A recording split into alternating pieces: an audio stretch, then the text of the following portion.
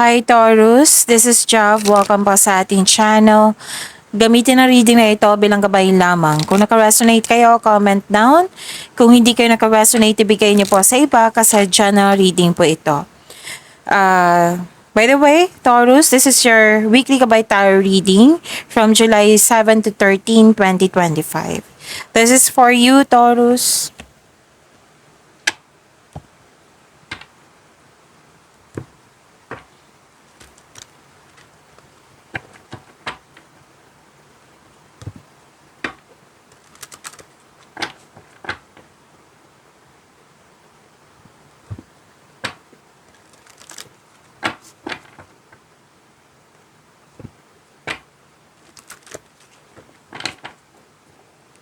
Para po ito sa iyo, Taurus.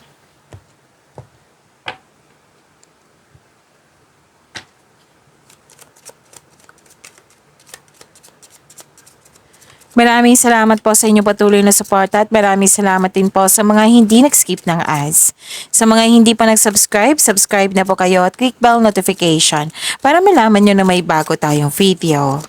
Para sa mga gusto magpa-reading, comment po kayo ng personal reading. Again, comment kayo ng personal reading and check ma-reply sa comment section.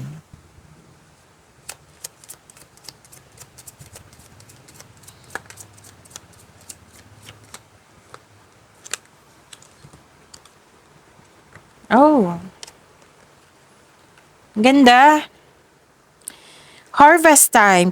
Prosperity is yours. Wow, ang ganda naman. May parating po na malaking pera po, Taurus. Pwedeng maraming kliyente, customer orders, project, or nagbigay ka ng serbisyo at binayaran ka. Yes. Pwedeng sweldo din. At cash flow, nakikita ko dito maraming transaction. So, may parating or dumating na yung malaking pera. Harvest time po ito. Okay, so claim niyo po. At pwedeng may na-miss kayong tao na nagkaroon kayo ng loss of connection. Naisip nyo dito Or, ang ilan sa inyo stress, anxiety, hesitation, doubt, or may sama ng loob. Oo, hesitation. So, sana'y ma-overcome nyo po ito. Overthinking, nakikita ko lang dito. So, stop overthinking kasi nakaka-drain niya ng energy.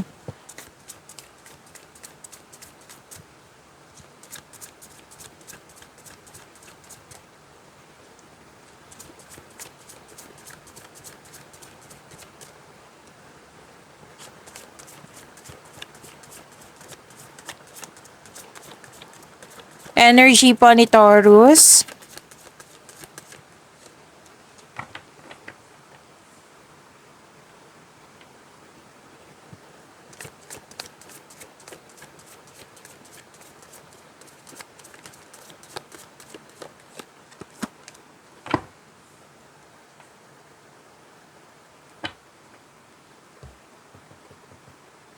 Paalala lang po sa mga Taurus, lalo na sa mga bago dito, kung may napansin kayo na repeating message, we need to say pinupush ng cards niyan. Like for example, nanood kayo sa isang video reading natin at dito sa weekly gabay tarot reading nyo. At may napansin kayo na repeating message, we need to say pinupush ng cards nyo na kailangan nyo bigyan ng atensyon, solusyon at aksyon kung maaari po. So ano yung energy ni Taurus?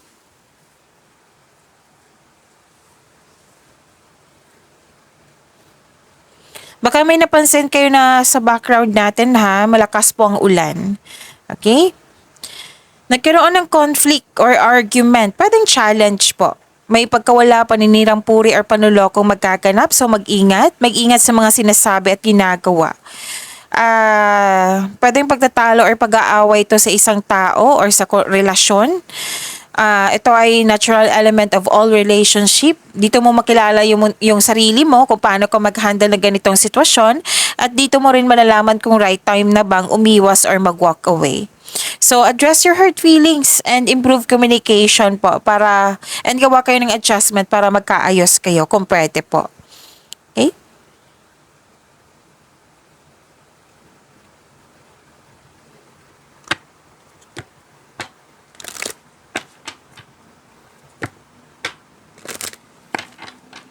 Success and enjoyment, nakitang-kita ko dito. A time of enjoyment and you're feeling safe. Naging wais ka sa pag-handle ng relasyon ba ito? Pag-handle ng bagay or sitwasyon?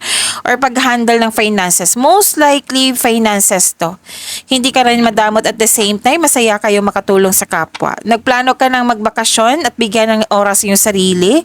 And nagsabi ng card nyo dito, deserve mo ito dahil naging masipag ka sa iyong naging productive kayo sa araw-araw. May nakita kong promotion po dito or yung sabi ko kanina na marami kayong orders or maraming customer kliyente ba yan? O, andito siya at dito rin, nag-clarify. So, this is your lucky week, Taurus. So, claim nyo po. Lahat ng tinanim mo nagbo-bloom.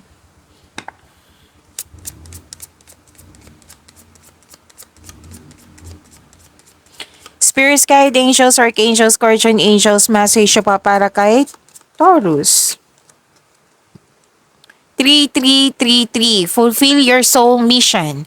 You are on a divine mission. Trust your path. It's leading you toward your purpose.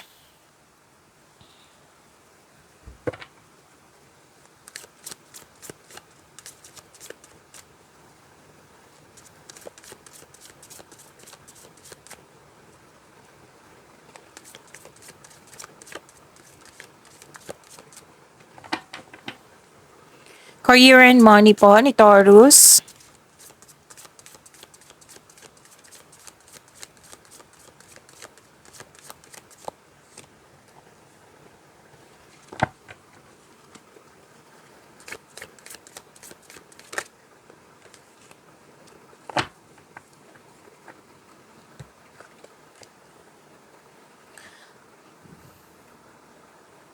Career and money niyo po, Taurus.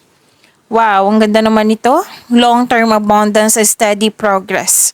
Sa mga nag-invest na mukhang nagkaroon ng mabagal na resulta, ngunit maging mapagpasensya, ito ay magbubunga ng masaganang resulta kung hayaan mo lang itong magbunga. Continue to take steady action on your goals while remaining patient and realistic about your expectation. Kung ikaw ay naghahanap ng trabaho o nag-iisip ng bagong karera, may perfect time po, sabi po ng court. Mag-build po daw kayo ng konkretong plano para maiwasan yung pagka-burnout kasi maraming ang ginagawa. Okay? Para magtagumpay yung routine mo.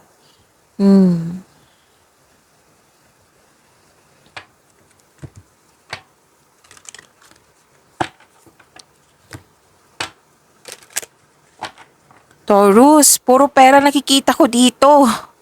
Ang ganda. Makaka-receive ka ng malaking pera. Lumabas siya dito at dito at dito rin, di ba?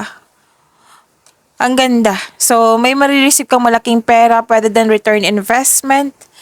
Ito ay parating na or dumating na nagbibigay ito ng happiness sa iyo. May promotion po ha. This is a repeating message but different card. So, this card asks you to consider helping someone, not work.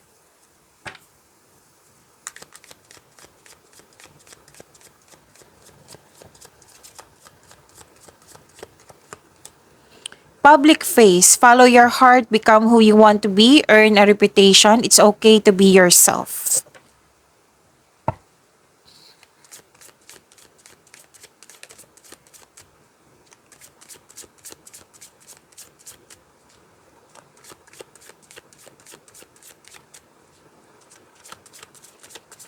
Love life, self-love, partnership, and romance ni Taurus.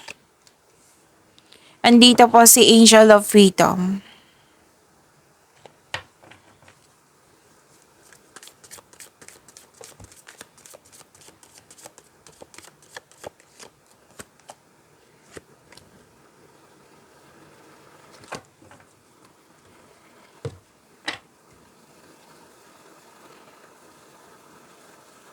Okay. May concern dito, Taurus na nagkaroon ng unhealthy connection sa isang tao or toxicity. Pwede din naging lust, L-U-S-T, over love, or nagkaroon ng controlling partner. Pwede din may ginagawa kayo dyan na nakakasama na sa iyo. So, pay attention, time for reflection ay kailangan po para may realization. Okay?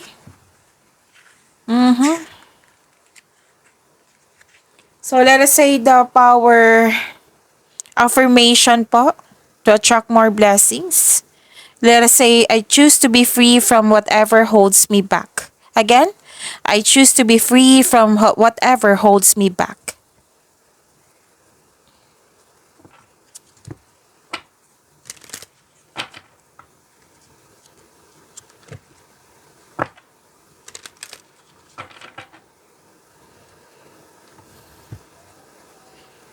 Okay. Nakita ko dito, nagkaroon po ng may nagpaparamdam sa inyo na maniligaw sa mga single dito. Pwede doon nag-enjoy ka sa mga ginagawa mo ngayon sa bagong passion mo. Oo. Para sa mga relasyon, may sasabihin na makakatanggap ka ng mensahe mula sa inyong partner. Pwede mag-set kayo ng date or outing.